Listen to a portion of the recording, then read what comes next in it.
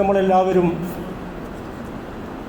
ഒരു പുതിയ മാസത്തിലേക്കും വർഷത്തിലേക്കുമെല്ലാം എത്തി നിൽക്കുന്ന ഒരു സാഹചര്യത്തിലാണ് അള്ളാഹുവിൻ്റെ മഹത്തായ ഭവനത്തിൽ നമ്മൾ ഒരുമിച്ച് കൂടിയിട്ടുള്ളത്. വെള്ളിയാഴ്ച ദിവസം ഇങ്ങനെ ഒരുമിച്ച് കൂടാനും ഇസ്ലാമിൻ്റെ സന്ദേശങ്ങളെ സംബന്ധിച്ച് പരമാവധി പഠനവിധേയമാക്കുവാനും നമുക്ക് സൗഭാഗ്യം ലഭിച്ചിരിക്കുന്നു. അതുകൊണ്ട് അങ്ങേയറ്റത്തെ ശ്രദ്ധയോടെയും സൂക്ഷ്മതയോടെയും നമ്മുടെ ജീവിതത്തെ മുന്നോട്ട് കൊണ്ടുപോവുകയും തഖ്വയും ഭക്തിയും നമ്മുടെ ജീവിതത്തിൻ്റെ അടിസ്ഥാന ശിലയാക്കി മാറ്റുകയും ചെയ്യണം എന്ന കാര്യമാണ് നമ്മളെല്ലാവരും പരസ്പരം ഉപദേശിക്കുകയും ശ്രദ്ധിക്കുകയും ചെയ്തുകൊണ്ടിരിക്കുന്നത്.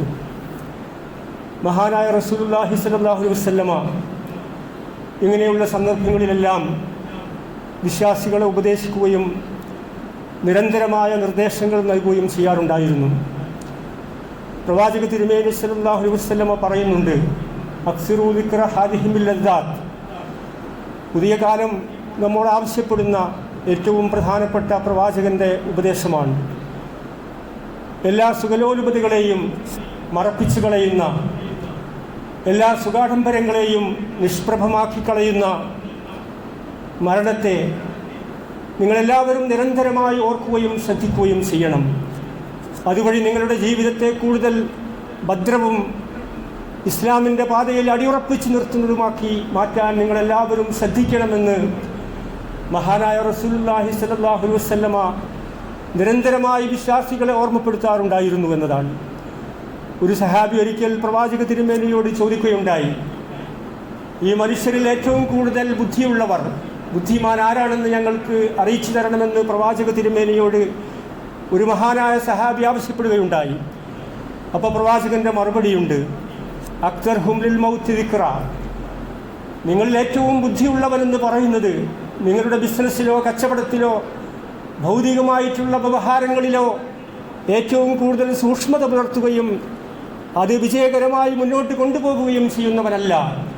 നേരെ മറിച്ച് നിങ്ങളിൽ ബുദ്ധിമാനെന്ന് പറയണമെങ്കിൽ മരണത്തെ നിരന്തരമായി ഓർത്തുകൊണ്ടിരിക്കുന്ന ആളാണ് നിങ്ങളുടെ കൂട്ടത്തിൽ ബുദ്ധിയുള്ളവനെന്ന് പ്രവാചക തിരുമേനി സ്വല്ലല്ലാഹു അലൈഹി വസല്ലമ സത്യവിശ്വാസികളെ പഠിപ്പിക്കുകയുണ്ടായി. അതോടനുബന്ധമായി പ്രവാചകന്റെ ഒരു കാര്യം കൂടി അതിൽ സൂചിപ്പിക്കുന്നുണ്ട്.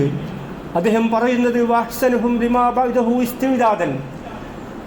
മരണത്തെ നിരന്തരമായി ഓർത്തുകൊണ്ടിരിക്കുന്നതോടൊപ്പം തന്നെ വരാനിരിക്കുന്ന മരണത്തിൻ്റെ ഭീകരതയെയും അതിൻ്റെ ഓർമ്മകളെയും മനസ്സിലാക്കി നമ്മുടെ ജീവിതത്തിൽ പരിശുദ്ധി കൈവരുത്തുകയും അതിനു വേണ്ടി തയ്യാറെടുക്കുകയും ചെയ്യുന്ന ആളുകളാണ്.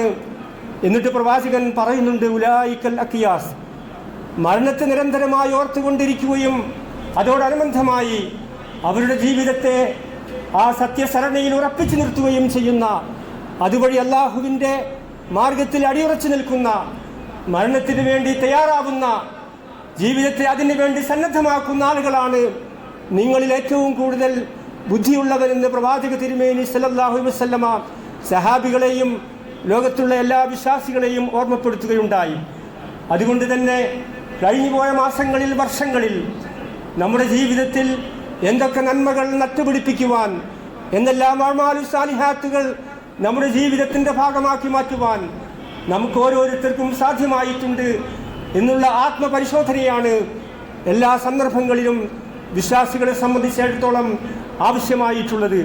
നമുക്കെല്ലാവർക്കും അറിയാവുന്നത് പോലെ നമ്മുടെ ജീവിതത്തിൽ വരാൻ സാധ്യതയുള്ള ഒരുപാട് തിന്മകളും കൊള്ളരുതായ്മകളുമുണ്ട്. അങ്ങനെയുള്ള കൊള്ളരുതായ്മകളിൽ നിന്നും, തെറ്റായിട്ടുള്ള വിശ്വാസ ആചാര അനുഷ്ഠാനങ്ങളിൽ നിന്നും നമ്മുടെ ജീവിതത്തെ ശുദ്ധീകരിക്കുകയും ഏറ്റവും പരിശുദ്ധമായ സിറാത്തുൽ മുസ്തഖീമിൻ്റെ വഴിയിൽ നമ്മുടെ ജീവിതത്തെ മുന്നോട്ട് നയിക്കുകയും ചെയ്യുക എന്നതാണ് ഈ സമകാലിക സമൂഹത്തിൽ മുസ്ലിം സമുദായത്തിൻ്റെ ഏറ്റവും പ്രധാനപ്പെട്ട ഉത്തരവാദിത്തമെന്ന് നമ്മുടെ ആളുകളെ പഠിപ്പിക്കുകയും ബോധ്യപ്പെടുത്തുകയും ചെയ്യേണ്ട ഏറ്റവും നിർണായകമായ കാലഘട്ടത്തിലൂടെയാണ് മുസ്ലിം സമുദായം കടന്നു പോകുന്നത് എന്ന് നമ്മളെല്ലാവരും തിരിച്ചറിയുകയും മനസ്സിലാക്കുകയും ചെയ്യേണ്ടതുണ്ട്. പ്രത്യേകിച്ചും ഒന്നാമതായി ഇത്തരം സന്ദർഭങ്ങളിൽ നമുക്ക് നിർവഹിക്കാനുള്ള ദൗത്യമെന്ന് പറയുന്നത് നമ്മുടെ കഴിഞ്ഞുപോയ മാസങ്ങളിലേക്കും വർഷങ്ങളിലേക്കും തിരിഞ്ഞു നോക്കുക എന്ന ഒരു കാര്യമാണ്. തിരിഞ്ഞു നോട്ടമെന്ന് നമുക്ക് പറയാം. കഴിഞ്ഞുപോയ കാലഘട്ടങ്ങളിൽ നമ്മുടെ ജീവിതത്തിലുണ്ടായിരുന്ന നന്മകളെ പരിപോഷിപ്പിക്കുകയും അഭിവൃദ്ധിപ്പെടുത്തുകയും ചെയ്യുവാൻ ആ തിരിഞ്ഞുനോട്ടം ആവശ്യമാണ്. കഴിഞ്ഞുപോയ മാസങ്ങളിലും വർഷങ്ങളിലും നമ്മുടെ ജീവിതത്തിലുണ്ടായിരുന്ന എല്ലാ തിന്മകളെയും കൈയൊഴിക്കുവാനും ഏറ്റവും പരിശുദ്ധമായ വഴികളിലേക്ക് നമ്മുടെ രാജ്യത്തെയും സമൂഹത്തെയും നമ്മുടെ കുടുംബ സംവിധാനത്തെയും തിരിച്ചു കൊണ്ടുവരാനുള്ള ബോധപൂർവമായ ശ്രമങ്ങളും അധ്വാനങ്ങളും നിതാന്തമായ ജാഗ്രതയുമാണ് ഈ കാലഘട്ടത്തിൻ്റെ ദൗത്യമെന്ന് വിശ്വാസികളായിട്ടുള്ള ആളുകളെ ബോധ്യപ്പെടുത്തുകയാണ് നമുക്കെല്ലാവർക്കും ചെയ്യാനുള്ള ബാധ്യത എന്ന് പറയുന്നത്. അതുകൊണ്ട് തിരിഞ്ഞു നോട്ടം എന്നത് വളരെ പ്രധാനപ്പെട്ട ഒരാശയമാണ്. രണ്ടാമതായി നമ്മുടെ ജീവിതത്തെ സംബന്ധിച്ചിടത്തോളം ഒരു തിരുത്തൽ ആവശ്യമാണ് എന്നതാണ്. ജീവിതത്തിൽ ഉണ്ടായിക്കൊണ്ടിരിക്കുന്ന തിന്മകളിൽ നിന്നും തെറ്റായിട്ടുള്ള വിശ്വാസാചാര സമ്പ്രദായങ്ങളിൽ നിന്നും നമ്മുടെ ജീവിതത്തെ ക്രമപ്രവൃത്തമായി ഇസ്ലാമിൻ്റെ സത്യസരണിയിലേക്ക് നിരന്തരമായി മെല്ലെ മെല്ലെ ചുവടുകൾ വെച്ച് കൊണ്ടുവരാനുള്ള ആസൂത്രിതമായ നീക്കങ്ങളും പ്രവർത്തനങ്ങളുമാണ് നമ്മുടെ ജീവിതത്തിൽ ഒരു കറക്ഷൻ വരുത്താനുള്ള. നേരത്തെ നമ്മൾ പറഞ്ഞ ജീവിതത്തിൽ ഒരു റിവ്യൂ ആവശ്യമാണെന്ന് നാം പറയുന്നു, തിരിഞ്ഞുനോട്ടം ആവശ്യമാണെന്ന് പറയുന്നു. അതേ രൂപത്തിൽ നമ്മുടെ ജീവിതത്തിൽ തിരുത്തൽ ശക്തിയായി മാറാൻ ഓരോ വിശ്വാസിക്കും സാധിക്കണം. ഇത് മറ്റുള്ള ആളുകളെ സംബന്ധിച്ചല്ല നമ്മൾ പറയുന്നത്. നമ്മുടെ വീട്ടിൽ വളർന്നു വരുന്ന കുട്ടികൾ ആ രൂപത്തിൽ ഇസ്ലാമിൻ്റെ ഭാഷയിൽ പറഞ്ഞാൽ ഒരു തിരുത്തൽ ശക്തിയായി മാറാൻ അവർക്ക് സാധിക്കണം. അതിനാവശ്യമായിട്ടുള്ള പ്രവർത്തനങ്ങളിലും പരിപാടികളിലും രംഗത്ത് വരാൻ അവർക്ക് സാധിക്കണം. നമ്മുടെ യുവാക്കളും ചെറുപ്പക്കാരും അതിനനുസൃതമായ ജീവിത രീതി കെട്ടിപ്പടുക്കാൻ അവർക്ക് സാധിക്കണം. നമ്മുടെ മുസ്ലിം കുടുംബങ്ങൾ പ്രത്യേകിച്ചും ഇസ്ലാമിൻ്റെ അടിത്തറയിൽ അവരെ വളർത്തിക്കൊണ്ടുവരാൻ നമുക്ക് സാധിക്കണം. ആ രൂപത്തിൽ ഒരു കറക്ഷൻ ജീവിതത്തിൽ വരുത്താനും ഒരു റിവ്യൂ, ഒരു തിരിഞ്ഞുനോട്ടം നടത്താനും വിശ്വാസികൾക്ക് സാധിക്കണമെന്നതാണ്. അതോടനുബന്ധമായി നമ്മൾ മനസ്സിലാക്കേണ്ട പ്രധാനപ്പെട്ട ഒരു കാര്യം, ഈ ഒരു ഊർജം നാം സംഭരിക്കുകയും ആ സംഭരിച്ച ഊർജം നമ്മുടെ കുടുംബങ്ങളിലേക്കും നമ്മുടെ വ്യക്തികളിലേക്കും അയൽവാസികളിലേക്കും ഈ സമൂഹത്തിലേക്കും വ്യാപിപ്പിക്കാനുള്ള നിരന്തരമായ പരിശ്രമമാണ്, അധ്വാനമാണ്, നിതാന്ത ജാഗ്രതയാണ് വിശ്വാസികൾക്ക് ആവശ്യമായിട്ടുള്ളത്. നമുക്ക് മോട്ടിവേഷൻ എന്ന് പറയാം. നമ്മുടെ കുടുംബങ്ങളിൽ ഈ മോട്ടിവേഷൻ വളർത്തിയെടുക്കാൻ നമുക്ക് സാധിക്കണം. നമ്മുടെ കുട്ടികളിൽ ഈ മോട്ടിവേഷൻ വളർത്തിയെടുക്കാൻ നമുക്ക് സാധിക്കണം. ഇസ്ലാമിക സമൂഹം നേരിടുന്ന പ്രതിസന്ധികളിൽ നിന്ന് നമ്മുടെ സമൂഹത്തെ രക്ഷപ്പെടുത്തുവാനും നമ്മുടെ ആളുകൾക്ക് ക്രിയാത്മകമായ, കുട്ടികൾക്കും ചെറുപ്പക്കാർക്കും യുവാക്കൾക്കും സ്ത്രീകൾക്കുമെല്ലാം ക്രിയാത്മകമായ രൂപത്തിൽ, ക്രിയേറ്റീവായ രൂപത്തിൽ അവരുടെ ജീവിതത്തെ ഏറ്റവും ശുദ്ധമായ വഴികളിലൂടെ തിരിച്ചുവിടാൻ ആവശ്യമായിട്ടുള്ള പ്രവർത്തനങ്ങൾക്ക് നേതൃത്വം നൽകുവാൻ നമ്മുടെ നാട്ടിലുള്ള മുസ്ലിം സമുദായ സംഘടനകൾക്കും പ്രസ്ഥാനങ്ങൾക്കും സാധിക്കണമെന്നതാണ്. പ്രധാനമായും ഇത് നമ്മൾ പറയുന്നത് അല്ലാഹു സുബ്ഹാനഹു വ തആല നമ്മളെ ബോധ്യപ്പെടുത്തിയിട്ടുള്ള ഒന്നാമത്തെ ഒരു സൂക്തത്തിൻ്റെ അടിസ്ഥാനത്തിലാണ്. യാ അയ്യുഹല്ലദീന ആമനു തഖുല്ലാഹ്, വിശ്വാസികളെ എല്ലാവരോടുമുള്ള അഭിസംബോധനയാണ്. നിങ്ങളെല്ലാവരും അള്ളാഹുവിനെ സൂക്ഷിക്കണം, എല്ലാ രംഗത്തും അള്ളാഹുവിനെ സൂക്ഷിക്കണമെന്നതാണ്. എന്നിട്ട് അള്ളാഹു പറയുന്നത് വൽ തൻദുർ നഫ്സും മാ ഖദ്ദമത് ലിഗദിൻ, വരാനിരിക്കുന്ന നാളുകൾക്ക് വേണ്ടി, പ്രത്യേകിച്ചും ഇസ്ലാമിൻ്റെ സാങ്കേതിക ഭാഷയിൽ പാരത്രിക ജീവിതത്തിന് വേണ്ടി നിങ്ങൾ ഓരോരുത്തരും എന്താണ് പ്രവർത്തിച്ചിട്ടുള്ളത് എന്ന കാര്യത്തെപ്പറ്റിയുള്ള ആത്മപരിശോധന ആവശ്യമാണെന്ന് പരിശുദ്ധ ഖുർആൻ വളരെ വ്യക്തമായി 20-ാം അധ്യായം 18-ാം അധ്യായം സൂറത്ത് ഹശ്റിൽ അല്ലാഹു സുബ്ഹാനഹു വ തആല നമ്മളെ പഠിപ്പിക്കുകയാണ്, നമ്മളോട് ചോദിക്കുകയാണ്. എന്നിട്ട് വീണ്ടും പറയുന്നുണ്ട്, നിങ്ങൾ അല്ലാഹുവിനെ സൂക്ഷിക്കണം, നിങ്ങളുടെ എല്ലാ പ്രവർത്തനങ്ങളെപ്പറ്റിയും അല്ലാഹു ബോധവാനാണ് എന്ന് അല്ലാഹു സൂചിപ്പിക്കുകയാണ്. ഗൗരവതരമായിട്ടുള്ള ഭാഷയിലാണ് അല്ലാഹു ഇവിടെ നമ്മളോട് സംസാരിക്കുന്നത്. അതിൻ്റെ കാരണവും പ്രവാചക തിരുമേനി ഇതിൻ്റെ അനുബന്ധമായി നമ്മളെ വളരെ വ്യക്തമായി നമ്മളെ പരിശീലിപ്പിക്കുകയും നമ്മളോട് ചിന്തിക്കാൻ ആവശ്യപ്പെടുകയും ചെയ്യുന്നുണ്ട്. നമുക്കെല്ലാവർക്കും അറിയാം അതിൻ്റെ പ്രധാനപ്പെട്ട കാരണം നമ്മളിൽ പല ആളുകളും രോഗികളായി മാറാനുള്ള സാധ്യതകൾ നമുക്കെല്ലാവർക്കും അറിയാം. മാരകമായ രോഗത്തിൻ്റെ അടിമകളായി ജീവിക്കുന്ന, കിടപ്പ് രോഗികളായി ജീവിക്കുന്ന, ഇപ്പം പ്രത്യേകിച്ചും അടുത്ത ആഴ്ച പെയിൻ ആൻഡ് പാലിയേറ്റീവ് ഡേയാണ്, നമുക്കറിയാം. അതുമായി ബന്ധപ്പെട്ട പ്രവർത്തനങ്ങൾ നമുക്കറിയാം. അങ്ങനെയുള്ള എല്ലാ ഇൻഷാ അല്ലാഹ് പിന്നീട് പറയാം. അപ്പോൾ ഈ രൂപത്തിൽ നമ്മുടെ സമൂഹത്തിൽ രോഗികളാകാനുള്ള സാധ്യതകളുണ്ട് എന്നതാണ്. ക്യാൻസറിൻ്റെ മാരകമായിട്ടുള്ള രോഗത്തിൻ്റെ അടിമകളായിട്ടുള്ള ആളുകളുണ്ട്.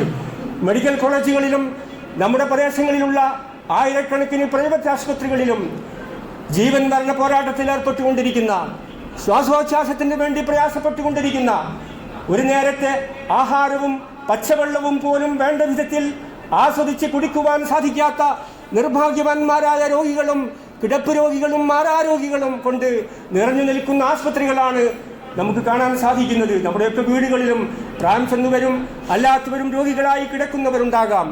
അങ്ങനെയുള്ള ആളുകളെ സംബന്ധിച്ച് നമ്മൾ സൂചിപ്പിക്കുന്നത്, പരിശുദ്ധ ഇസ്ലാം നമ്മളെ പഠിപ്പിക്കുന്നത്, നിങ്ങൾക്ക് ഇതേ രൂപത്തിലുള്ള രോഗങ്ങൾ വരാനുള്ള സാധ്യതകളുണ്ട്. അത് നമുക്ക് എല്ലാവർക്കും അറിയാം. അതിനു മുമ്പായി നിങ്ങളുടെ ആരോഗ്യപരമായിട്ടുള്ള കാലഘട്ടം, എന്തും ചെയ്യാവുന്ന, എന്തും പറയാവുന്ന, എങ്ങോട്ടും ഓടിപ്പോകാൻ സാധ്യതയുള്ള, അതിനുള്ള കഴിവും ശക്തിയുമുള്ള നിങ്ങളുടെ ആരോഗ്യപരമായിട്ടുള്ള കാലഘട്ടം നിങ്ങളുടെ മതത്തിൻ്റെയും നമ്മുടെ ദീനിൻ്റെയും അടിസ്ഥാനത്തിൽ നമ്മുടെ കുടുംബ ജീവിതത്തെയും നമ്മുടെ സാമൂഹിക സംവിധാനത്തെയും പരിവർത്തിപ്പിക്കാനുള്ള ഉജ്ജ്വലമായ മാതൃകയാണ് ഇസ്ലാമിക ചരിത്രത്തിൽ നമുക്ക് കാണാൻ സാധിക്കുന്നത്. ആ രൂപത്തിൽ നമ്മുടെ യുവാക്കളെ സജ്ജമാക്കുവാൻ, നമ്മുടെ വിദ്യാർത്ഥികളെയും വിദ്യാർത്ഥിനികളെയും ഇസ്ലാമിക അടിത്തറകളിൽ ഉറപ്പിച്ചു നിർത്തുവാൻ, നമ്മുടെ ഭാര്യാസന്താനങ്ങളെയും ഇണകളെയും അള്ളാഹുവിൻ്റെ മാർഗത്തിൽ തിരിച്ചുവിടാനുള്ള ബോധപൂർവമായ ശ്രമങ്ങളിൽ ഏർപ്പെടാൻ നമുക്ക് സാധിക്കണം. കാരണം നമ്മളെല്ലാവരും രോഗികളായി മാറാനുള്ള സാധ്യതകളുണ്ട് എന്നതാണ്. രണ്ടാമതായി പ്രവാചക തിരുമേനി സല്ലല്ലാഹു അലൈഹി വസല്ലമ നമ്മളെ പഠിപ്പിക്കുന്നത് നമ്മുടെ തിരക്കിനെ സംബന്ധിച്ചാണ്. തിരക്ക് പിടിച്ച ജീവിതമാണ് എല്ലാവർക്കും. നമ്മുടെ അടുക്കളയിൽ നമ്മുടെ സ്ത്രീകൾക്ക് ജോലി തിരക്കാണ്, നമ്മുടെ കുട്ടികൾക്ക് ജോലി തിരക്കാണ്, ആർക്കും ഒന്നിനും സമയമില്ല എന്നാണ് നമ്മൾ പറയുന്നത്. 24 മണിക്കൂറിൽ ആ സമയത്തെ പ്ലാനിങ്ങോടുകൂടി ആസൂത്രണത്തോടുകൂടി ഉപയോഗപ്പെടുത്തുവാൻ പരിശുദ്ധ ഇസ്ലാം എല്ലാവരോടും പറയുന്നുണ്ട്. കാരണം നിങ്ങൾക്ക് ഒഴിവ് സമയമുണ്ടാകും. ആ ഒഴിവ് സമയത്തെ കൃത്യമായി വിനിയോഗിക്കുവാൻ നിങ്ങൾക്ക് സാധിക്കണം. നമ്മൾ ഓരോരുത്തരും ആലോചിക്കേണ്ടത് ആ കാര്യം നമുക്ക് സാധിക്കുന്നുണ്ടോ എന്നതാണ്. മുൻഗാമികളായിട്ടുള്ള പണ്ഡിതന്മാരും നേതാക്കന്മാരും പ്രബോധകന്മാരും പ്രവാചകന്മാരുമെല്ലാം അവരുടെ സമയത്തെ എന്തുവിധം ക്രിയാത്മകമായിട്ടായിരുന്നു, എന്തുമാത്രം ആരോഗ്യപരമായ രൂപത്തിലായിരുന്നു വിനിയോഗിച്ചിരുന്നത് എന്ന് ചരിത്രത്തിൽ നിന്ന് നമുക്ക് മനസ്സിലാക്കാൻ സാധിക്കും. ഒരു കെട്ടിടം, ആ കെട്ടിടം ഭദ്രമായി നിലകൊള്ളുന്നത് അതിൻ്റെ ഇഷ്ടികകളും കല്ലുകളുമെല്ലാം അടുക്കും ചിട്ടയോടും കൂടി സംവിധാനിച്ചതുകൊണ്ടാണ്. അതുകൊണ്ടാണ് ആ കെട്ടിടം ഭംഗിയായി നിലകൊള്ളുന്നത്, നല്ല ശക്തിയായി അത് നിലകൊള്ളുന്നത്. അതേ രൂപത്തിൽ മനുഷ്യ ജീവിതത്തെ നമുക്ക് ഉപമിക്കാവുന്നതാണ്. ആ മനുഷ്യ ജീവിതം കൃത്യമായി നിലകൊള്ളുന്നത്, ശക്തമായി നിലകൊള്ളുന്നത്, മനോഹരമായി അത് നിലകൊള്ളുന്നത് ഓരോ മിനിറ്റും ഓരോ സെക്കൻഡുകളും മണിക്കൂറുകളും ദിവസങ്ങളും വർഷങ്ങളുമെല്ലാം വളരെ ക്രിയാത്മകമായി വളരെ കൃത്യമായ നിലപാടുകൾ മുന്നിൽ വെച്ചുകൊണ്ട്, നിലപാടുകളുടെ അടിത്തറയിൽ നിന്നുകൊണ്ട് നമ്മുടെ ജീവിതത്തെ ഓരോ മണിക്കൂറുകളും ദിവസങ്ങളും അങ്ങനെ മുന്നോട്ട് കൊണ്ടുപോകുവാൻ നമുക്ക് സാധ്യമാകണമെന്ന സന്ദേശമാണ് പ്രവാചകന്മാരിലൂടെ നമുക്ക് മനസ്സിലാക്കാൻ സാധിക്കുന്നത്. മഹാന്മാരായ ഖലീഫമാരിലൂടെയും അവർ ഉയർത്തിപ്പിടിച്ച ആദർശത്തിലൂടെയും നമ്മളെ ബോധ്യപ്പെടുത്തുന്നത്. നമുക്കെല്ലാവർക്കും അറിയാം, വളരെ പ്രധാനപ്പെട്ട ഒരു കാര്യം നമ്മൾ മനസ്സിലാക്കുന്നത്, അതിൻ്റെ ഒരു കാരണം അള്ളാഹു നമുക്ക് അവധി നിശ്ചയിച്ചിട്ടുണ്ട്. ആ അവധി നിശ്ചയിച്ച് എത്തിക്കഴിഞ്ഞാൽ പിന്നെ അവധി എത്തിയാൽ പിന്നെ ഒരു നിമിഷം പോലും പിന്തിക്കുന്ന പ്രശ്നമില്ല. അതുകൊണ്ട് ഈ കാര്യത്തെ കൂടുതൽ ഗൗരവതരമായി നമ്മുടെ ഒഴിവ് സമയം വേണ്ട വിധത്തിൽ വിനിയോഗിക്കുവാൻ ഓരോരുത്തർക്കും ബാധ്യതയുണ്ട് എന്ന സന്ദേശമാണ് മഹാനായ പ്രവാചക തിരുമേനി സല്ലല്ലാഹു അലൈഹി വസല്ലമ നമ്മളോട് ഈ ഒരു അടിസ്ഥാനത്തിൽ ആവശ്യപ്പെടുന്നത്. അതിൻ്റെ കാരണം ഞാൻ സൂചിപ്പിച്ചു. അതിനൊന്ന് രണ്ട് ഉദാഹരണങ്ങൾ നമുക്ക് പറയാം. പ്രമുഖ ഖുർആൻ വ്യാഖ്യാതാവായിരുന്ന ഇമാം ഇബ്നു ജരീർ തബരി, അറബി ഭാഷയിലുള്ള തഫ്സീർ രചിച്ചിട്ടുള്ള വളരെ പ്രഗത്ഭനായ പണ്ഡിതനാണ്. ഇന്നും ലോകത്തിൻ്റെ നാനാഭാഗത്തുമുള്ള വിശ്വാസികൾ അദ്ദേഹത്തിൻ്റെ തഫ്സീർ എടുത്തു വായിക്കുകയും മനഃപ്പാഠമാക്കുകയും പഠിക്കുകയും ചെയ്തുകൊണ്ടിരിക്കുന്നു. ഖുർആനിൻ്റെ വിശദീകരണമാണ്. 83 വർഷമാണ് മഹാനായ ഇബ്നു ജരീർ തബരി ജീവിച്ചിട്ടുള്ളത്. 83 വർഷം. 40 വർഷവും അദ്ദേഹം ഈ ഗ്രന്ഥത്തിൻ്റെ പണിപ്പുരയിലായിരുന്നു എന്നതാണ്. ഓരോ ദിവസവും 40 പേജുകളാണ് അദ്ദേഹം എഴുതിയുണ്ടാക്കിയിരുന്നത്. നമുക്ക് ഒരു പേജ് തന്നെ എഴുതാൻ എന്ത് പ്രയാസമാണ്. പക്ഷെ അദ്ദേഹം ഓരോ ദിവസവും 40 പേജുകൾ എഴുതുകയും രേഖപ്പെടുത്തുകയും ചെയ്ത് അങ്ങനെ ലോകത്തുള്ള മുഴുവൻ മനുഷ്യർക്കും മാർഗദർശകമായി അള്ളാഹു അവതരിപ്പിച്ചിട്ടുള്ള വിശുദ്ധ ഖുർആനിൻ്റെ തഫ്സീർ വളരെ മനോഹരമായി രേഖപ്പെടുത്തുവാൻ അദ്ദേഹത്തിന് സാധ്യമായിട്ടുള്ളത് എന്തുകൊണ്ടാണെന്ന് നമ്മൾ ആലോചിക്കണം. 58,400 പേജാണ് അതിലുള്ളത്. 58,400 പേജുകൾ തൻ്റെ 83 വർഷക്കാലത്തെ ജീവിതത്തിനിടയിൽ 40 വർഷവും എടുത്തുകൊണ്ട് നിരന്തരമായി അതിൻ്റെ രചനയിലായിരുന്നു അദ്ദേഹം ചെലവഴിച്ചിരുന്നത് എന്നതാണ്. ഇന്ത്യയിലെ പ്രമുഖ പണ്ഡിതനായിരുന്ന സയ്യിദ് അബുൽ ഹസൻ അലി നദ്വി, അലിമിയാൻ എന്നാണ് അദ്ദേഹം അറിയപ്പെടുന്നത്. അദ്ദേഹം രചിച്ചിട്ടുള്ളത് ഏകദേശം 200-ലധികം ഗ്രന്ഥങ്ങളാണ്. 200-ലധികം ഗ്രന്ഥങ്ങൾ ലോകത്തിന് സംഭാവന ചെയ്ത മഹാനായ സയ്യിദ് അബുൽ ഹസൻ അലി നദ്വി, അദ്ദേഹത്തിൻ്റെ ഗ്രന്ഥം നമുക്കറിയാം. അർക്കാനെ അർബ, നമസ്കാരത്തെപ്പറ്റി, ജക്കാത്തിനെപ്പറ്റി, റമദാനിനെപ്പറ്റി, ഹജ്ജ് കർമ്മത്തെപ്പറ്റി അദ്ദേഹം രചിച്ചിട്ടുള്ള ഏറ്റവും ഉജ്ജ്വലമായ ഗ്രന്ഥ രചനയായിരുന്നു അത്. ഇന്നും അത് നമുക്കറിയാം, അതിൻ്റെ ട്രാൻസ്ലേഷൻ ഉണ്ട്. അത് നമ്മൾ വായിച്ചു നോക്കിയാൽ നമുക്കറിയാം അദ്ദേഹത്തിൻ്റെ വിവരം. ഇന്ത്യയിലെ മുസ്ലിങ്ങളുടെ പരാജയത്തെ സംബന്ധിച്ച് അദ്ദേഹം ഗ്രന്ഥരചനകൾ നടത്തിയിട്ടുണ്ട്. ഇന്ത്യയിലെ മുസ്ലിങ്ങളുടെ പരാജയം എങ്ങനെയാണ് എന്ന് അദ്ദേഹം ആളുകളെ ബോധ്യപ്പെടുത്തുന്നുണ്ട്. അദ്ദേഹത്തിൻ്റെ രചനയാണ്. 200-ലധികം ഗ്രന്ഥങ്ങളാണ് അദ്ദേഹം രചിച്ചിട്ടുള്ളത്. എങ്ങനെയാണ് അദ്ദേഹത്തിന് അത് സാധ്യമായിട്ടുള്ളത്? അദ്ദേഹത്തിൻ്റെ ഒഴിവ് സമയം അതിന് ഉപയോഗപ്പെടുത്തി എന്നതാണ്. മറ്റൊരു പ്രധാനപ്പെട്ട കാര്യം, നമ്മുടെയൊക്കെ പള്ളികളിലുള്ള മർഹൂം അമാനി മൗലവിയുടെ തഫ്സീർ മലയാളക്കരയിൽ വളരെ നല്ല രൂപത്തിൽ എഴുതിയുണ്ടാക്കിയിട്ടുള്ള അദ്ദേഹം 25 വർഷമാണ് എഴുതിയിട്ടുള്ളത്. 1/4 നൂറ്റാണ്ട് കാലം എടുത്തുകൊണ്ടാണ് കേരളത്തിലുള്ള മർഹൂം അമാനി മൗലവി എല്ലാ ആളുകളെയും ബന്ധപ്പെട്ട് എല്ലാ തഫ്സീറുകളും മുന്നിൽ വെച്ചുകൊണ്ട് വളരെ വ്യത്യസ്തമായിട്ടുള്ള തഫ്സീർ എഴുതി രേഖപ്പെടുത്തിയിട്ടുള്ളത്. ഓരോ പദാനുപദം അതിന് അർത്ഥം പഠിക്കാം. ആ രൂപത്തിലുള്ള തഫ്സീറിന് കേരളത്തിൽ ദുർലഭമാണ്. 25 വർഷമാണ് അദ്ദേഹം അതിനെടുത്തിട്ടുള്ളത്. ഇതേ രൂപത്തിൽ നമ്മുടെ കുട്ടികൾക്കും അവരുടെ സമയം വ്യവസ്ഥാപിതമായി ഉപയോഗപ്പെടുത്താം, നമ്മുടെ യുവാക്കൾക്ക് ഉപയോഗപ്പെടുത്താം. കാലികമായി നമ്മുടെ കുട്ടികളെ ദീനിൻ്റെയും ദുനിയാവിൻ്റെയും കാര്യങ്ങളിൽ മുന്നോട്ട് കൊണ്ടുപോകുവാനുള്ള പദ്ധതികൾ ആവിഷ്കരിക്കാം. ഇപ്പോൾ സാധാരണ പറയാറുണ്ട് ഇംഗ്ലീഷ് ലാംഗ്വേജ് വളരെ പ്രധാനപ്പെട്ടതാണ്, അറബി ഭാഷ, ലോകത്തിൽ അറബിയ വളരെ പ്രധാനപ്പെട്ടതാണ്. ഒരു ദിവസം ഒരു 5 പദങ്ങൾ അറബി ഭാഷയിൽ പഠിക്കാൻ നമുക്ക് സാധിച്ചാൽ, നമ്മുടെ കുട്ടികൾക്ക് സാധിച്ചാൽ, ഇംഗ്ലീഷ് ഭാഷയിലുള്ള ഒരു 5 പദം നമ്മുടെ കുട്ടികൾക്ക് ദിവസവും പഠിക്കാൻ 100 ദിവസം കൊണ്ട് 500 പദങ്ങൾ അവർക്ക് പഠിക്കാം. അറബി മലയാളം പഠിച്ചാൽ 1000 പദങ്ങൾ പഠിക്കാം. അറബിയിൽ നിന്ന് ഇംഗ്ലീഷിലേക്കും ഇംഗ്ലീഷിൽ നിന്ന് അറബിയിലേക്കും ട്രാൻസ്ലേഷൻ ഗൾഫ് രാജ്യങ്ങളിലെല്ലാം വളരെ പ്രധാനപ്പെട്ട തൊഴിലായി നമുക്ക് മാറ്റാൻ സാധിക്കും. ഞാനൊരു എക്സാമ്പിൾ പറഞ്ഞതാണ്. ഇതേ രൂപത്തിൽ അതേ രൂപത്തിൽ നമ്മൾ പഴയ കാലത്തൊക്കെ പറയാറുണ്ട് ഖുർആൻ പാരായണത്തെ സംബന്ധിച്ച്. നമ്മളൊരു ദിവസം ഒരു 1/2 ജുസ് ഖുർആൻ ഓതുകയാണെങ്കിൽ 2 മാസം കൊണ്ട് ഖുർആൻ ഓതി തീർക്കാൻ സാധിക്കുമെന്നാണ്. ഇനിയിപ്പോൾ അതിനേക്കാൾ അധികം നമ്മൾ ദിവസം എടുക്കുകയാണെങ്കിൽ നമുക്ക് അതിനനുസരിച്ച് ഓതാൻ സാധിക്കുമെന്നതാണ്. ഇപ്പോൾ 2-3 പേജ് ഓതുകയാണെങ്കിൽ ഒരു 8 മാസം കൊണ്ട് ഖുർആൻ ഓതി തീർക്കാമെന്നാണ്.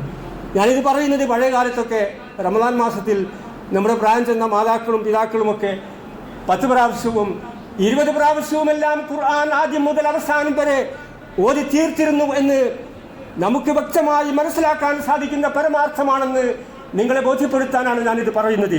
ഇതേ രൂപത്തിൽ വ്യക്തമായിട്ടുള്ള ആശയങ്ങളുടെയും ആദർശങ്ങളുടെയും പ്ലാനിങ്ങിൻ്റെയും അടിസ്ഥാനത്തിൽ നമ്മുടെ ജീവിതത്തെ മുന്നോട്ട് കൊണ്ടുപോകുവാൻ വിശ്വാസികൾക്ക് സാധിക്കണമെന്നാണ്. പിന്നെ മറ്റൊന്ന് പറയുന്നത് വാർദ്ധക്യമാണ്. എല്ലാവരും വാർദ്ധക്യത്തിൽ എത്തിച്ചേരും. വാർദ്ധക്യമുണ്ടായാൽ പിന്നെ നമുക്ക് ഒന്നിനും കഴിയില്ല. ഇപ്പോൾ സാധാരണ പള്ളിയിലേക്ക് വരുന്ന ആളുകൾക്ക് വാർദ്ധക്യം ബാധിച്ച് കിടപ്പ് രോഗിയായി മാറിയാൽ പിന്നെ ഒരു ക്യാൻസർ രോഗിയായി മാറിയാൽ പിന്നെ അവർക്ക് ഇങ്ങോട്ട് വരാൻ കഴിയില്ല. പ്രവാചക തിരുമേനി സല്ലല്ലാഹു അലൈഹി വസല്ലമയെ പറ്റി പറയുന്നുണ്ട്, അദ്ദേഹത്തിൻ്റെ അവസാനം രോഗിയായി കിടന്ന സന്ദർഭങ്ങളിൽ പോലും അരിഹനായ ബിലാൽ, പ്രിയപ്പെട്ട ബിലാൽ, ഞങ്ങൾക്ക് നമസ്കാരത്തിലൂടെ ആശ്വാസം നൽകണമേ എന്ന് പ്രവാചക തിരുമേനി പറയാറുണ്ടായിരുന്നു എന്നാണ്. മഹാനായിട്ടുള്ള അബൂബക്കർ സിദ്ദീഖിൻ്റെയും ഉമർ ബിൻ ഖത്താബിൻ്റെയും തോളത്ത് കൈവച്ചുകൊണ്ടാണ് പ്രായമേറിയ സന്ദർഭങ്ങളിലും രോഗാതുരമായി കിടന്ന സന്ദർഭങ്ങളിലും മഹാനായ റസൂലുള്ളാഹി സ്വല്ലല്ലാഹു അലൈഹി വസല്ലമ വേച്ച് നമസ്കാരത്തിന് ജമാഅത്ത് നമസ്കാരത്തിന് വന്നിരുന്നത് എന്ന് ഇസ്ലാമിക ചരിത്രത്തിൽ ഉജ്ജ്വലമായി പ്രകാശിതമാകുന്ന കാര്യമാണ്. മുസ്ലിം സമുദായം എവിടെ എത്തി നിൽക്കുന്നു എന്ന് നമ്മൾ ഓരോരുത്തരും മനസ്സിലാക്കുകയും നമ്മുടെ കുടുംബ ജീവിതത്തിലും നമ്മുടെ സാമൂഹിക ജീവിതത്തിലും നമ്മുടെ മഹല്ലടിസ്ഥാനത്തിലും വ്യക്തിപരമായ ജീവിതത്തിലും ഇസ്ലാമിൻ്റെ മാർഗനിർദ്ദേശങ്ങൾ എത്രമാത്രം സ്വായത്തമാക്കുവാനും പ്രാവർത്തികമാക്കുവാനും നമ്മൾ ഓരോരുത്തരും ശ്രമിക്കുന്നുണ്ട് എന്ന അടിസ്ഥാനപരമായ ചോദ്യമാണ് ലോകത്തിൻ്റെ വ്യത്യസ്തമായ മിമ്പറുകളിൽ നിന്ന് ഇസ്ലാമിക സമൂഹം ഉയർത്തുന്നത്. അതിനോട് മറുപടി പറയുവാനും അത്തരം ആശയങ്ങളെ സ്നേഹിക്കുവാനും മുസ്ലിം സമുദായത്തിന് സാധ്യമാകണമെന്നാണ് മഹാനായ റസൂലുള്ളാഹി സ്വല്ലല്ലാഹു അലൈഹി വസല്ലം പറയുന്നത്. നിങ്ങൾക്ക് പ്രായമാകുന്നു എന്ന് പറഞ്ഞാൽ, നിങ്ങളെല്ലാവരും നിരബാധിക്കുന്നു എന്ന് പറഞ്ഞാൽ നമ്മുടെ ശരീരത്തിൻ്റെ ശക്തി കുറഞ്ഞു പോകും, പ്രതികരണശേഷി ഇല്ലാതാകും, നമ്മുടെ ശരീരത്തിൽ മനോഹരമായ ശരീരത്തിൽ ചുളിവുകൾ പ്രത്യക്ഷപ്പെടും. അതാണ് പ്രായം ഏറിയാലുള്ള കാര്യം. ഇന്ന് നമുക്കൊരു പ്രശ്നവുമില്ല. അള്ളാഹു വിശുദ്ധ ഖുർആനിലൂടെ നമ്മളെ പഠിപ്പിക്കുന്നുണ്ട്. അങ്ങനെ നിങ്ങൾക്ക് അള്ളാഹു നിങ്ങളെ സൃഷ്ടിച്ചിരിക്കുന്നു ദുർബലാവസ്ഥയിൽ നിന്ന്.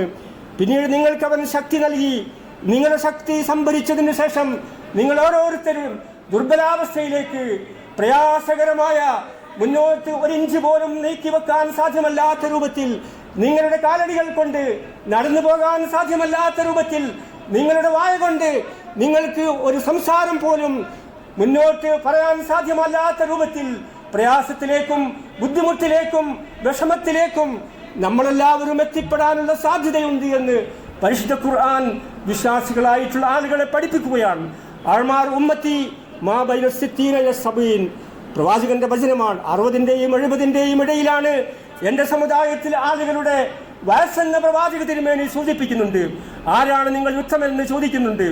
മൻ ത്വാല ഉംറുഹു വഹസുന അമലുഹു, ഒരാൾക്ക് പ്രായമേറെയായി, പ്രായമേറിയ കാലമത്രയും നല്ല രൂപത്തിൽ ജീവിക്കുവാൻ ആർക്കാണോ തൗഫീഖ് ലഭിച്ചിട്ടുള്ളത് അവരാണ് നിങ്ങൾ യുദ്ധമന്മാരെന്ന് പ്രവാചക തിരുമേനി പറയുന്നുണ്ട്. ഒരുപാട് കാലം ജീവിച്ചു, തെറ്റുകളുടെയും കുറ്റങ്ങളുടെയും പാപങ്ങളുടെയും മാലിന്യങ്ങളിൽ മുങ്ങിക്കുളിച്ചാണ് അവർ ജീവിക്കുന്നത്. അവരാണ് ജനങ്ങളിൽ ഏറ്റവും കൂടുതൽ ഷർറ് എന്ന് പറയാവുന്നതെന്ന് പ്രവാചക തിരുമേനി നമ്മളെ പഠിപ്പിക്കുകയുണ്ടായി.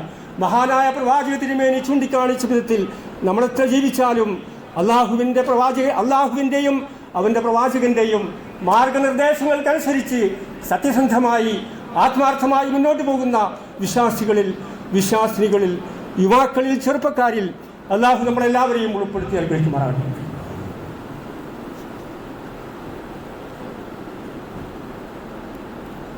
അൽഹംദുലില്ലാഹിൽ ഫർദുസ് സമദ് അല്ലദീ ലം യലിദ് വലം യൂലദ് വസ്സലാത്തു വസ്സലാമു മൻ ലാ നബിയ്യ ബഅദ ഇത്തഖുല്ലാഹ സാനിയം ബിത്തഖ്വല്ലാഹ്. സഹോദരന്മാരെ, ഒന്നുകൂടി അള്ളാഹുവിനെ സൂക്ഷിക്കണമെന്ന് കുറഞ്ഞ സമയം കൂടി അള്ളാഹുവിൻ്റെ മാർഗത്തിൽ ജീവിക്കണം, അതിനെല്ലാവരും സന്നദ്ധമാകണമെന്ന് ആവശ്യപ്പെടുകയാണ്. മഹാനായ റസൂലുള്ളാഹി സ്വല്ലല്ലാഹു അലൈഹി വസല്ലം പറയുന്നുണ്ട് നമ്മുടെ ബാധ്യതകളെ സംബന്ധിച്ച്, ഇന്നലെ റബ്ബിക അലൈക ഹഖൻ. അള്ളാഹുവിൻ്റെ പ്രവാചകൻ പറയുകയാണ്, നിങ്ങൾക്കെല്ലാവർക്കും നിങ്ങളുടെ റബ്ബിനോടൊരു ബാധ്യതയുണ്ട്. ആ ബാധ്യതകൾ മാത്രമായി പ്രാർത്ഥനകളും ദിക്റുകളും പള്ളികളുമായി മാത്രം കഴിഞ്ഞുകൂടിയാൽ പോരാ, അത് ഇസ്ലാമിൻ്റെ മാർഗമല്ല. പിന്നീട് പ്രവാചകൻ പറയുന്നുണ്ട്, വലിനഫ്സിക അലൈക ഹഖ. റബ്ബിനോടാണ് ബാധ്യത ഒന്നാമത്തേത്. രണ്ടാമത്തെ ബാധ്യത നിങ്ങളുടെ സ്വന്തം നഫ്സിനോടാണ്. നിങ്ങളുടെ ശരീരത്തോട് നിങ്ങൾക്ക് ബാധ്യതയുണ്ട്, കുടുംബവും കാര്യങ്ങളും എല്ലാം വേണം. മൂന്നാമതായി പറയുന്നത് വലിയ അഹ്ലിക അലൈക ഹഖ. നിങ്ങൾ സ്വന്തമായിട്ട് ഇങ്ങനെ ജീവിക്കുന്നു, പ്രാർത്ഥനകളും ദിക്റുകളും ഒക്കെ കൃത്യമായി ചൊല്ലുന്നു, അതുപോരാ, നിങ്ങൾക്ക് ഈ സമൂഹത്തോടും ബാധ്യതകളുണ്ട് എന്നതാണ് വളരെ പ്രധാനപ്പെട്ട സന്ദേശമാണ്. അള്ളാഹുവിനുള്ള ബാധ്യതകൾ എന്ന് പറയുമ്പോൾ ഇസ്ലാമിൻ്റെ എല്ലാ കാര്യങ്ങളും അതിൽ ഉൾപ്പെടും. നമസ്കാരം അതിൽ ഉൾപ്പെടും. സുബ്ഹ് സമയത്ത് ബാങ്ക് വിളിക്കുമ്പോൾ ഉറങ്ങിക്കിടക്കുന്നവർക്ക് മുസ്ലിം സമുദായത്തിൽ സ്ഥാനമില്ല എന്ന് നമുക്കറിയാം. പക്ഷെ അവിടെ എഴുന്നേറ്റ് പള്ളിയിൽ പോയി നമസ്കരിക്കുക എന്നതാണ്. വെള്ളിയാഴ്ചയാവുന്ന സമയത്ത് അതിൻ്റെ ഒരു മഹത്വം മനസ്സിലാക്കി നേരത്തെ വരിക എന്നതാണ്. 5 വക്ത് നമസ്കാരമാണുള്ളത്, അത് നിർവഹിക്കാൻ. ഇങ്ങനെ ആ കാര്യം റമദാൻ മാസം വന്നാൽ നോമ്പ് നോൽക്കണം, അതിനുള്ള തയ്യാറെടുപ്പുകൾ വേണം. സമ്പത്തുള്ളവർ സക്കാത്ത് നൽകണം, അത് പാവപ്പെട്ടവരുടെ അവകാശമാണെന്നുള്ള ബോധ്യം നമുക്കുണ്ടാകണം. നമ്മൾ എറിഞ്ഞുകൊടുക്കുന്ന നാണയത്തുട്ടുകളല്ല, കൃത്യമായി കണക്ക് നോക്കി അത് അള്ളാഹുവിൻ്റെ മാർഗത്തിൽ പാവപ്പെട്ടവർക്കും അനാഥകൾക്കും അഗതികൾക്കും നൽകുവാനുള്ള സന്നദ്ധത ഉണ്ടാകണമെന്നതാണ്. അതാണ് അള്ളാഹുവിനുള്ള ബാധ്യത. കഴിവുള്ള ആളുകളൊക്കെ പ്രായമാകാതെ തന്നെ ഹജ്ജ് കർമ്മം നിർവഹിക്കണം. ഇങ്ങനെ ആരാധനകളും അനുഷ്ഠാനങ്ങളും എല്ലാം അള്ളാഹുവിനുള്ള ബാധ്യതകളാണ്. രണ്ടാമത് പറയുന്നത് നമ്മുടെ ആരോഗ്യത്തെ സംബന്ധിച്ചാണ്, നമ്മുടെ നഫ്സിനെ പറ്റിയാണ്. ഭക്ഷണകാര്യത്തിൽ ശ്രദ്ധിക്കണം. എപ്പോഴും ബിരിയാണിയും കാര്യങ്ങളും അല്ല, പോഷക സമൃദ്ധമായ ഭക്ഷണമാണ് നമ്മൾ കഴിക്കേണ്ടത്. ഹറാമുകൾ ഒഴിവാക്കണം. നമ്മുടെ ഭക്ഷണത്തിൽ ഭക്ഷണ രീതി വെറും പച്ചക്കറി മാത്രമേ എല്ലാം കഴിക്കാം, പക്ഷെ അതിലൊക്കെ ഒരു നിയന്ത്രണം ആവശ്യമാണ്. അതുവഴി രോഗങ്ങളിൽ നിന്ന് മുക്തി നേടാൻ നമുക്ക് സാധിക്കും. രാവിലെയൊക്കെ ഒരു എക്സർസൈസും കാര്യങ്ങളും എക്സസൈസൊക്കെ നമുക്ക് ചെയ്യാം. ആ രൂപത്തിൽ നമ്മുടെ ശരീരത്തെ പരിപോഷിപ്പിക്കുവാൻ നമുക്ക് സാധിക്കണം. അങ്ങനെ പരിപോഷിപ്പിച്ചാൽ മാത്രമേ നമുക്ക് നമസ്കാരവും കാര്യങ്ങളൊക്കെ ഹജ്ജും ഒക്കെ കൃത്യമായി ചെയ്യാൻ കഴിയൂ. അതാണ് രണ്ടാമത് പറയുന്നത്. നമ്മുടെ നഫ്സിനോടുള്ള ബാധ്യതകൾ എല്ലാവരും നിർവഹിക്കണം. ഇത് ഇസ്ലാം പറയുന്നതാണ്, ഏതെങ്കിലും ആളുകളല്ല. അപ്പോൾ അള്ളാഹുവിനുള്ള ബാധ്യതകൾ നിർവഹിക്കുക, നമ്മുടെ നഫ്സിനോടുള്ള ബാധ്യതകൾ. മൂന്നാമത് പറയുന്നത് നമ്മുടെ കുടുംബത്തോടുള്ള ബാധ്യതകൾ. വീട്ടിലും കാര്യങ്ങളൊക്കെ നല്ല രൂപത്തിൽ ഇല്ലാത്ത ആളുകൾ പുറമെ വന്നാൽ നന്നാകും, അങ്ങനെയല്ല, വീട്ടിൽ തന്നെ നന്നായി ജീവിക്കുക എന്നതാണ്. അത് ഭാര്യയോടും കുടുംബങ്ങളോടും സമൂഹത്തോടുമെല്ലാം. അങ്ങനെ എല്ലാ രംഗത്തുമുള്ള മനോഹരമായ മാതൃകയാണ് ഇസ്ലാം ആവശ്യപ്പെടുന്നത്. ആ മാതൃക ഇന്ന് ഇല്ലാതായി പോവുകയാണ്. ആ മാതൃകയിൽ നിന്ന് മുസ്ലിം സമുദായം പോലും അകന്നു പോവുകയാണ്. അവരെ ഇസ്ലാമിൻ്റെ ഇസ്സത്തും പ്രതാപവും ഉയർത്തിപ്പിടിക്കുന്ന പഴയകാല പ്രതാപത്തിലേക്ക് തിരിച്ചു കൊണ്ടുപോകാനുള്ള നിരന്തരമായ അധ്വാനമാണ് ഇസ്ലാമിക പ്രവർത്തനം എന്ന് പറയുന്നത്, മതപ്രവർത്തനം എന്ന് പറയുന്നത്, ദീനീ പ്രവർത്തനം എന്ന് പറയുന്നത്. മുസ്ലിം സമുദായം എന്ന് വളരെ പ്രധാനപ്പെട്ട 2 വെല്ലുവിളികളാണ് നേരിടുന്നത്. അത് പറഞ്ഞ് അവസാനിപ്പിക്കാം. ഒന്നാമതായി ഫാസിസം ഉയർത്തുന്ന വെല്ലുവിളിയാണ്. നമ്മുടെ രാജ്യത്തിൻ്റെ അഖണ്ഡത തകർത്തുകൊണ്ടിരിക്കുന്ന നിരന്തരമായ ശ്രമങ്ങളിലാണ് അവർ ഏർപ്പെട്ടുകൊണ്ടിരിക്കുന്നത്. ഫാസിസം ഉയർത്തുന്ന വെല്ലുവിളി, അതിനെ പ്രതിരോധിക്കുവാൻ എല്ലാ പ്ലാറ്റ്ഫോമുകളും യോജിക്കേണ്ട ഏറ്റവും പ്രധാനപ്പെട്ട ഒരു കാലഘട്ടമാണിത്. എല്ലാവരും യോജിച്ചുകൊണ്ട് അതിനെ പ്രതിരോധിക്കണം. ജനാധിപത്യ മതേതര ശക്തികളെ ഒന്നിപ്പിച്ചു നിർത്തണം. ഇപ്പോൾ നമുക്കറിയാം, ഉദാഹരണമായി 1-2 കാര്യങ്ങൾ ഞാൻ പറയാം. ഇപ്പോൾ ഇന്ന് സംഭവിച്ചത് ഡൽഹി തുർക്കുമാൻ ഗേറ്റിൽ ബുൾഡോസർ രാജ് നടന്നു എന്നതാണ്. 1200 എത്ര വീടുകൾ ഒന്നായിട്ട് ബുൾഡോസർ വെച്ച് നിരപ്പാക്കി കഴിഞ്ഞു. അതേ രൂപത്തിൽ മുസ്ലിം ന്യൂനപക്ഷങ്ങളെ പറ്റിയായിരുന്നു ആദ്യം അക്രമ പരമ്പരകൾ. പക്ഷേ ഇന്ന് വേറെ 2ാമത്തെ ന്യൂനപക്ഷമായിട്ടുള്ള ഒരു വിഭാഗത്തിനെതിരിലും അങ്ങനെയുള്ള കാര്യങ്ങൾ തുടങ്ങി കഴിഞ്ഞിട്ടുണ്ട്. മറ്റൊരു പ്രധാനപ്പെട്ട ന്യൂസ് എന്ന് പറയുന്നത് ജമ്മു കാശ്മീരിലെ മെഡിക്കൽ കോളേജിൽ 50 സീറ്റുകളാണ്. ആ മെഡിക്കൽ കോളേജിൽ തന്നെ അവർ റദ്ദാക്കി. അതിൻ്റെ കാരണം എന്താണെന്നുള്ളതാണ് ഏറ്റവും രസകരമായിട്ടുള്ള കാര്യം. 40ലധികം കുട്ടികൾക്ക് മെറിറ്റിൻ്റെ അടിസ്ഥാനത്തിൽ ഒരു പ്രത്യേക വിഭാഗത്തിൽപ്പെട്ട ആളുകൾക്കാണ് അവിടെ അഡ്മിഷൻ കിട്ടിയത്. അപ്പോൾ അതുകൊണ്ട് അവർ കച്ചറയും കാര്യങ്ങളൊക്കെ ഉണ്ടാക്കി ആ റദ്ദ് ചെയ്തു. മാത്രമല്ലാതെ ഏറ്റവും രസകരമായി എനിക്ക് തോന്നിയൊരു കാര്യം, അവിടെ നൃത്തം ചെയ്തും മധുരപലഹാരങ്ങൾ വിതരണം ചെയ്തുമാണ് അതിൻ്റെ അഡ്മിഷൻ റദ്ദാക്കിയ സമയത്ത് അവർ കാട്ടിക്കൂട്ടിയത്. ഞാൻ പറയുന്നത് യുവാക്കളോടാണ്, നമ്മുടെ ചെറുപ്പക്കാരോടാണ്. മുസ്ലിം സമുദായം നേരിടുന്ന ഏറ്റവും പ്രധാനപ്പെട്ട വെല്ലുവിളിയെ സംബന്ധിച്ചാണ് ഞാൻ പറയുന്നത്. അതേ രൂപത്തിൽ ഒരുപാട് പ്രശ്നങ്ങളുണ്ട്, അധികമായി ഞാൻ പറയുന്നില്ല. ഇപ്പോൾ ആസാമിൽ ബംഗാളി മുസ്ലിങ്ങളുടെ 1200 മുസ്ലിങ്ങളുടെ വീടുകൾ അവിടെ അടിച്ച് നിരപ്പാക്കി കഴിഞ്ഞു. 12 സംസ്ഥാനങ്ങളിലുള്ള 6.5 കോടി വോട്ടർമാരാണ് വെട്ടിമാറ്റപ്പെട്ടത്. ഇങ്ങനെയുള്ള പ്രതിസന്ധികളാണ്, ഞാൻ അതിനെപ്പറ്റി പറയാറില്ല. ഇത് മുസ്ലിം സമുദായം നേരിടുന്ന ഒരു പ്രധാനപ്പെട്ട വെല്ലുവിളിയും പ്രതിസന്ധിയുമാണ്. അതിനെപ്പറ്റി യുവാക്കളും ചെറുപ്പക്കാരും സ്ത്രീകളും കുട്ടികളും നമ്മളെല്ലാവരും ഒന്ന് പത്രങ്ങൾ വായിച്ച് മനസ്സിലാക്കണമെന്ന് നിങ്ങളെ ബോധ്യപ്പെടുത്താനാണ്. പരമാവധി യോജിപ്പിൻ്റെ മേഖലകൾ കണ്ടെത്തണമെന്ന് പറയാനാണ് ഞാൻ ആ കാര്യങ്ങൾ സൂചിപ്പിച്ചത്. 2ാമത്തെ പ്രധാനപ്പെട്ട കാര്യമെന്ന് പറയുന്നത് സാംസ്കാരിക രംഗത്തുള്ള അപജയമാണ്. നമ്മുടെ ഈ യുവാക്കളും ഈ കാര്യങ്ങൾ എന്താണെന്ന് മനസ്സിലാക്കാൻ വേണ്ടി ഞാൻ പറയുന്നത്. ഒന്ന്, ഫാസിസം ഉയർത്തുന്ന വെല്ലുവിളി. 2ാമത്തെ കാര്യം സാംസ്കാരിക രംഗത്തുള്ള കടന്നാക്രമണമാണ്. അതാണ് മുസ്ലിം സമുദായം നേരിടുന്ന ഏറ്റവും പ്രധാനപ്പെട്ട പ്രശ്നം എന്ന് പറയുന്നത്. എന്താണ് മതം എന്ന് പറയുന്ന, നമ്മുടെ ദീൻ എന്ന് പറയുന്ന, റസൂലുള്ളാഹി സ്വല്ലല്ലാഹു അലൈഹി വസല്ലം കൊണ്ടുവന്ന ആശയം എന്ന് പറയുന്നത്, നമ്മുടെ കുടുംബജീവിതം എന്ന് പറയുന്നത്, അതിനൊന്നും നിയന്ത്രണങ്ങൾ ആവശ്യമില്ല. അതൊക്കെ ഞങ്ങൾക്ക് തോന്നിയ പോലെ ജീവിക്കും. നിങ്ങൾ മാതാപിതാക്കൾ പറയുന്നത് കേൾക്കേണ്ട ആവശ്യമൊന്നും ഞങ്ങൾക്കില്ല എന്ന് പറയുന്ന മക്കൾ, അത് അമേരിക്കയിലും ബ്രിട്ടനിലുമല്ല, നമ്മുടെ മൂക്കിന് മുമ്പിൽ, നമ്മുടെ വീടുകളിൽ അങ്ങനെയുള്ള ആളുകൾ വളർന്നു വരുന്നുണ്ട് എന്നുള്ള സത്യമെങ്കിലും മനസ്സിലാക്കുവാൻ ഈ വെള്ളിയാഴ്ച ദിവസം നമ്മുടെ പുരുഷന്മാർക്കും സ്ത്രീകൾക്കും മുസ്ലിം നാമധാരികളായിട്ടുള്ള ആളുകൾക്കും സാധ്യമാകണമെന്നാണ് നമ്മൾ പറയുന്നത്. അങ്ങനെയുള്ള പുതിയ കാലഘട്ടമാണ് വളർന്നു വരുന്നത്. എന്താണ് ഇതിൻ്റെ ഏറ്റവും പ്രധാനപ്പെട്ട കാര്യമെന്ന് പറയുന്നത്? നമ്മൾ ഇന്നേ വരെ ഹറാമായി കണ്ടിരുന്ന, അത് പാടില്ലെന്ന് മനസ്സിലാക്കിയിരുന്ന ഒരുപാട് കാര്യങ്ങൾ നോർമലൈസ് ചെയ്യപ്പെടുകയും അതൊക്കെ വലിയ പ്രശ്നമൊന്നുമില്ല എന്ന് നമ്മുടെ യുവാക്കളും ചെറുപ്പക്കാരും നമ്മുടെ പെൺകുട്ടികളും വിദ്യാർത്ഥികളും മനസ്സിലാക്കപ്പെടുകയും ചെയ്യുന്ന ഏറ്റവും അപകടകരമായ ദശാസന്ധിയിലൂടെയാണ് മുസ്ലിം സമുദായം ഇന്ന് അവരുടെ ഓരോ ഇഞ്ചും മുന്നോട്ട് കാലെടുത്ത് വെക്കുന്നത് എന്ന് മനസ്സിലാക്കുവാൻ നമുക്ക് സാധിക്കണം. ലഹരിയെപ്പറ്റി നിങ്ങൾ നോക്കൂ. പഴയകാലത്തെ ലഹരിയും ഇപ്പോഴത്തെ ലഹരി എന്നൊരു പ്രശ്നമല്ലാതായി മാറുന്നു. ആൺകുട്ടികളും പെൺകുട്ടികളും ഇടകലർന്ന രീതി, ആൺകുട്ടികളുടെ വസ്ത്രം പെൺകുട്ടികളും, പെൺകുട്ടികളുടെ വസ്ത്രം ആൺകുട്ടികളും ധരിച്ച് ആരാണ് പെണ്ണെന്നും ആരാണ് ആണെന്നും മനസ്സിലാക്കുവാൻ സാധ്യമല്ലാത്ത രൂപത്തിൽ അപകടത്തിന്റെ ചക്രവാളങ്ങളിലേക്ക് നമ്മുടെ യുവാക്കളും നമ്മുടെ യുവതികളും മാറിപ്പോകുന്നതിൽ നിങ്ങൾക്കൊരു വിരോധവുമില്ലേ, നമുക്കൊരു പ്രശ്നവുമില്ലേ എന്നോട് എന്നപോലെ നിങ്ങളോടും ചോദിക്കുവാൻ ഞാൻ ആഗ്രഹിക്കുകയാണ്. അതുകൊണ്ട് നമുക്ക് ചെയ്യാനുള്ളത് അള്ളാഹുവിൻ്റെ കൽപ്പനകൾ അത് ശിരസാവഹിച്ച് മുന്നോട്ട് പോകുവാൻ നമുക്ക് സാധിക്കണം. അള്ളാഹുവിൻ്റെ വിരോധനങ്ങൾ ഉപേക്ഷിക്കുവാൻ നമുക്ക് സാധിക്കണം. ലയിൻ ശകർത്തും ലഅസീദന്നക്കും, നിങ്ങളെങ്ങാനും അള്ളാഹുവിൻ്റെ മാർഗത്തിൽ അടിയുറച്ചു നിൽക്കുകയാണെങ്കിൽ, അള്ളാഹുവിന് നന്ദി ചെയ്യുകയാണെങ്കിൽ, ശുക്ർ രേഖപ്പെടുത്തുവാൻ നിങ്ങൾക്ക് സന്മനസ്സുണ്ടെങ്കിൽ, നിങ്ങൾക്ക് സമ്പത്തും നിങ്ങളുടെ സമയവും നിങ്ങൾ അതിനു വേണ്ടി ഉപയോഗപ്പെടുത്തുകയാണെങ്കിൽ ലസീദന്നക്കും നിങ്ങളുടെ ജീവിതത്തിൽ ഉണ്ടാകാൻ സാധ്യതയില്ല എല്ലാ പ്രതിസന്ധികളുടെ ആഴക്കടലിൽ നിന്നും എല്ലാ കൊടുങ്കാറ്റുകളിൽ നിന്നും അല്ലാഹു സുബ്ഹാനഹു വ തആല നിങ്ങളെ രക്ഷപ്പെടുത്തുമെന്നുള്ള, നിങ്ങളെ മോചിപ്പിക്കുമെന്നുള്ള അടിയുറച്ച വിശ്വാസമാണ് ഈമാൻ എന്ന് പറയുന്നത്. വിശ്വാസം എന്ന് പറയുന്നത് അള്ളാഹുവിൻ്റെ മാർഗത്തിലുള്ള സമര പോരാട്ടം എന്ന് പറയുന്നത്.